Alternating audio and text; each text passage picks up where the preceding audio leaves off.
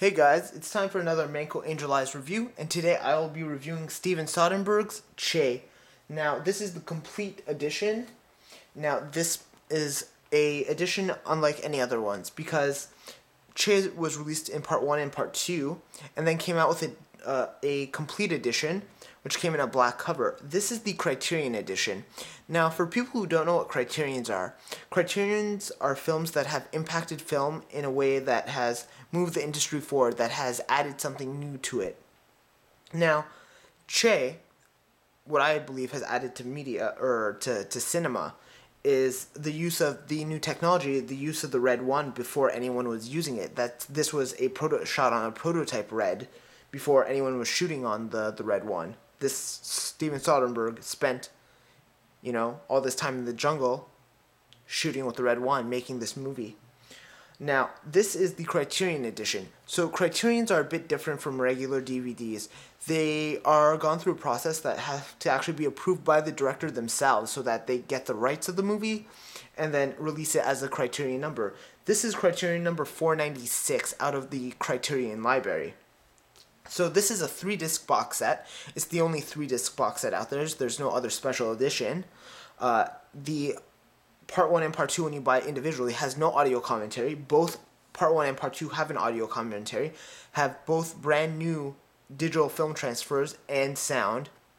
So everything has been taken out from this. Now, interesting fact, Steven Soderbergh actually didn't want to direct Che Part 1. He was actually looking for Terrence Malick to direct it, but Terrence Malick was so busy and he's, got his own issues going on that he couldn't direct this. So Steven Soderbergh directed this himself. Now, as I said, this is a 3-disc box set. So, in Che Part 1, you have the Cuban Revolution and what happens or entails the Cuban Revolution. Part 2 talks about the failed Bolivian revolution, where Che, unfortunately died. Now, I will just open this up show you everything. So, as you can see, it comes with, this is Che Part 2. This is Che Part 1, showing two different pictures and two different lifestyles of the Che. So, as you see, Part 1, there's Cuba. Part 2, South America and Bolivia is highlighted. Now, I'm just going to open this up. Now, what's really superb about Criterions, really amazing, is that they have essays from film critics. So, this is a book, Che.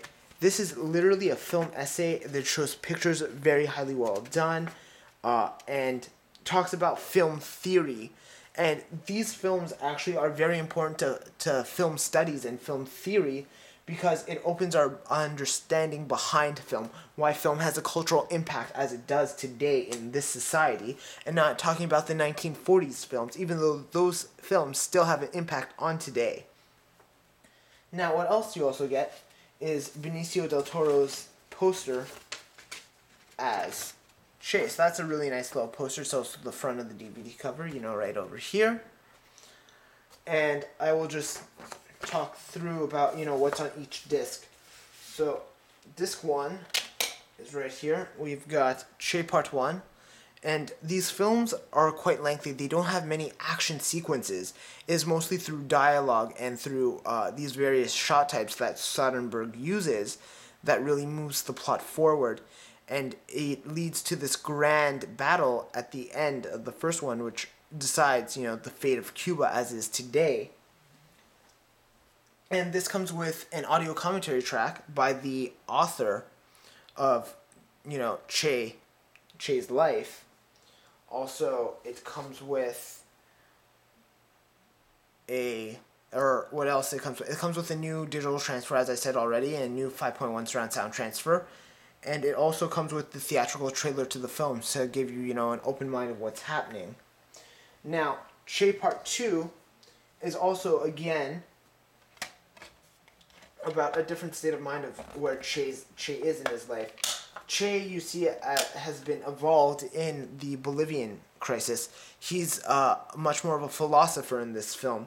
There's a reason behind his revolution where he wants to spread this revolutionary fire across all of South America to be free from American holds and this idea of not democracy, but the way things are sold in America, and how everything has a price. There's no right for a human soul.